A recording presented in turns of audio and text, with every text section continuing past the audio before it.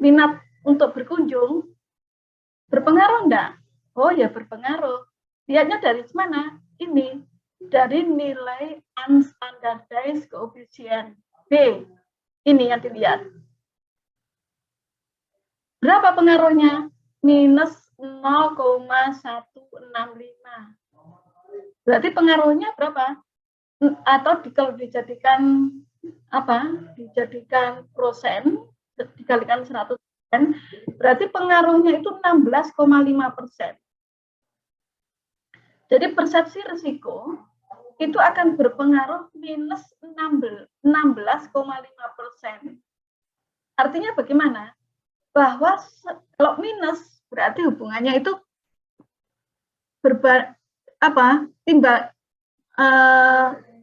kalau minus itu hubungannya berarti terbalik. Artinya begini, kalau semakin tinggi persepsi risiko, maka itu akan semakin menurunkan minat berkunjung.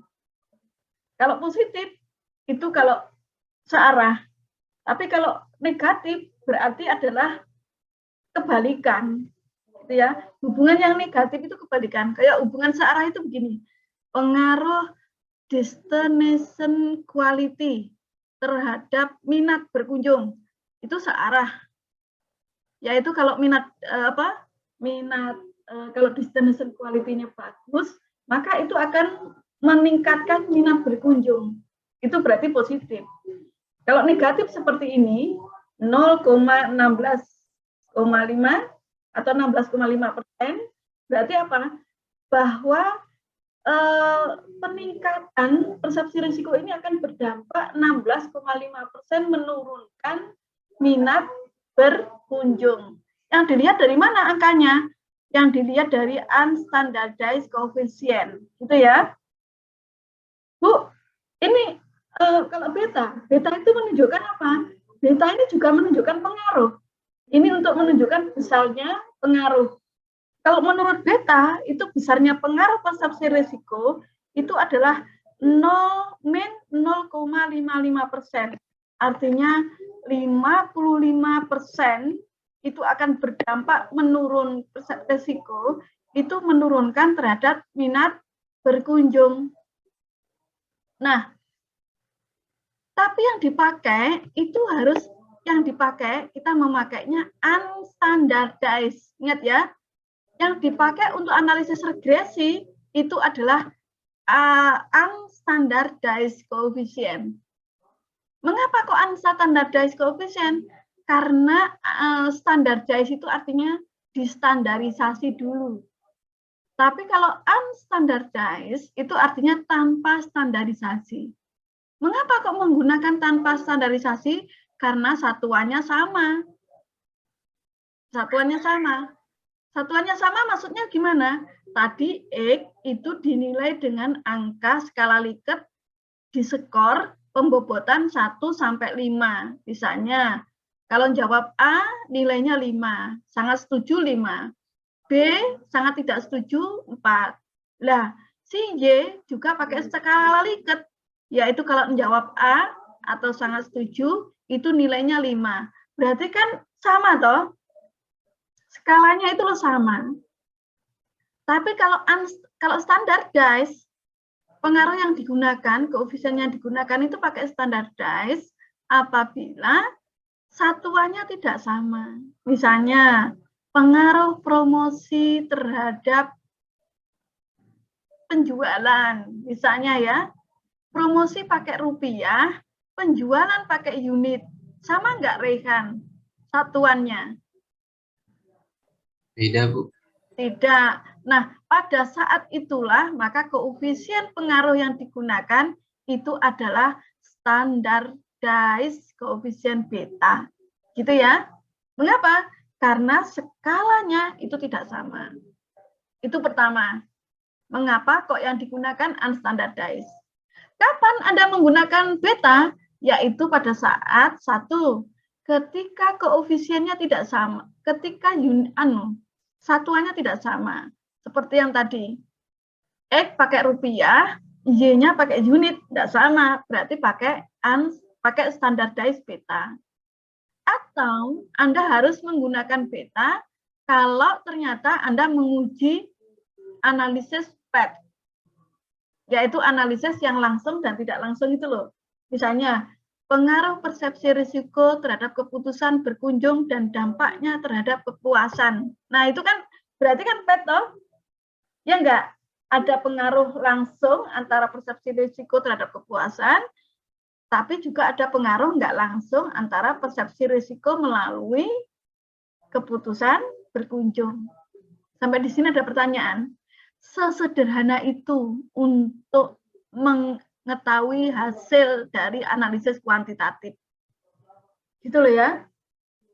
Tapi kalau kualitatif, misalnya Anda meneliti analisis destinasi, kualitas destinasi wisata untuk meningkatkan tingkat kunjungan wisatawan. Berarti apa? Anda bercerita. Apa fokus destination quality tadi?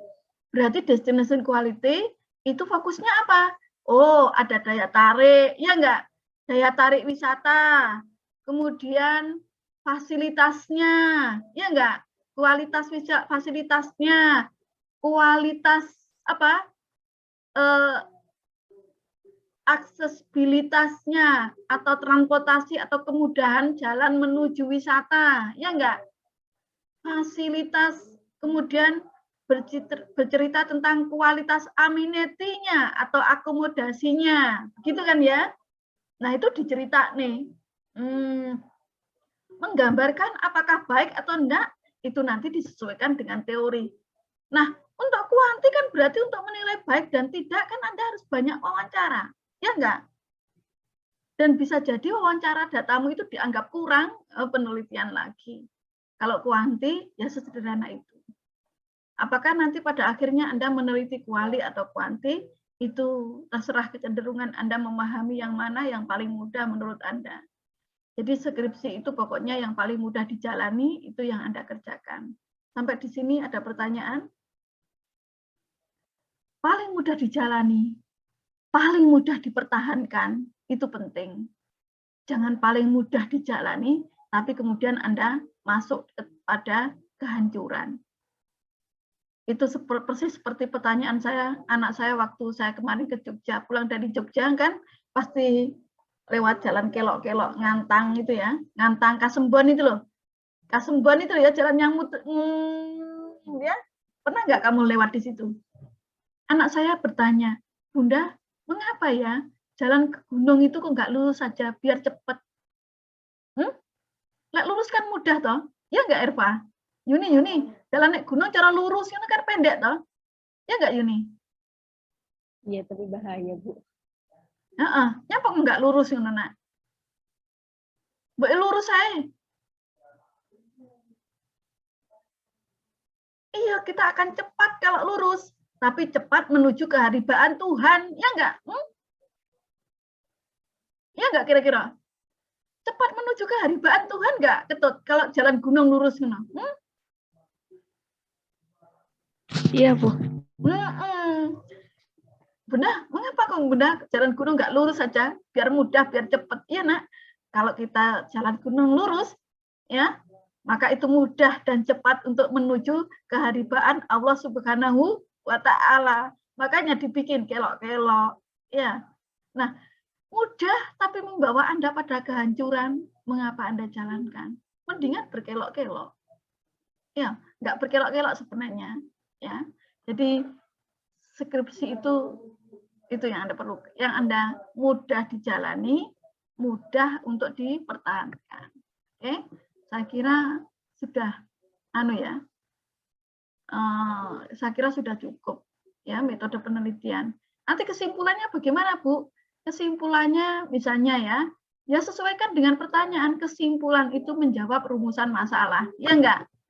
Kalau pertanyaannya adalah bagaimanakah pengaruh destination quality terhadap keputusan berkunjung, berarti dia harus menjawab bagaimana pengaruh destination quality terhadap keputusan pengunjung. Berapa pengaruhnya? 0,5 kah? 0,6 kah? Positif atau negatif kah? begitu, signifikan ataukah tidak. Nah, itulah nanti ada yang harus terjawab pada kesimpulan. Gitu ya. Kalau rumusan masalahnya 2, maka kesimpulan itu harus minim 2, yaitu menjawab pertanyaan yang 2 dan selebihnya itu sembarang. Tapi minim itu harus 2. Gitu ya. Karena kan tujuannya pasti 2. Kalau rumusan masalah 2, tujuan kan menjawab rumusan masalah. Jadi tujuan itu harus dijawab, dijelaskan dalam kesimpulan.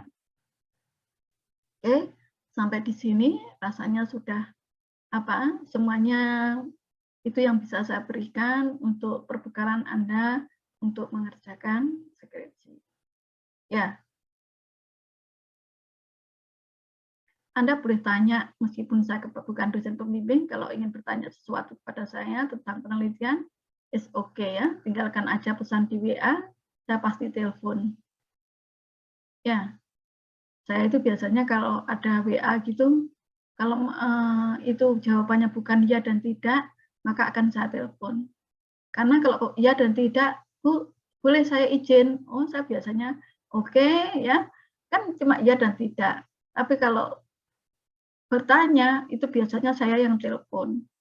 Karena tidak telaten ya menghabiskan waktu kalau mengetik di WA. Mendingan saya telepon, urusan selesai. Kan begitu. Ya nggak Ketut? Ya nggak Gugo? Ya nggak Aldi? Daripada WA. Kok dosen kok telepon mahasiswanya? Ya karena berkepentingan atas berharganya waktu. Kalau WA menghabiskan waktu, padahal yang paling berharga pada hidup kita ini adalah waktu. Andaikan waktu bisa dibeli, saya akan beli waktu. Yaitu waktu yang membuat saya bisa bersama dengan ibu saya kembali. Bisa ngobrol sebentar dengan ibu saya. Andaikan waktu bisa dibeli, saya akan membeli waktu yang membuat saya bisa bicara dengan bapak saya kembali. Meskipun hanya 5 menit untuk menanyakan kabarnya ya dan mengatakan betapa saya sangat merindukannya. Ya, itulah waktu, tapi waktu itu sudah habis. Jadi yang memang makanya Ibu selalu pakai telepon. Mengapa? Biar waktu bisa digunakan dengan seefisien mungkin dengan melakukan banyak hal yang bermanfaat baik untuk diri kita sendiri maupun orang-orang sekitar kita, gitu loh ya. Ada pertanyaan? Baik, tugasnya UAS sudah jelas ya. Nanti dikumpulkan di narti.narti@gmail.com, format UTS diganti UAS, gitu ya. Ada pertanyaan sampai di sini? Tidak ada pertanyaan? Oke, Karisma, ada pertanyaan Karisma? Alvin, Karisma Ada, Alvin? Ibu. Oke, kalau tidak ada Belum pertanyaan. ada, Bu. Saya kira saya sudah dada-dada, berarti tandanya kuliah kita akhiri, semoga bermanfaat, ya, maju terus, ya, mengerjakan skripsi. Wahai anak-anak Ibu semua, skripsi itu tidak ada yang mudah. Ya, semudah apapun Anda memilih, sungguh skripsi itu tidak mudah.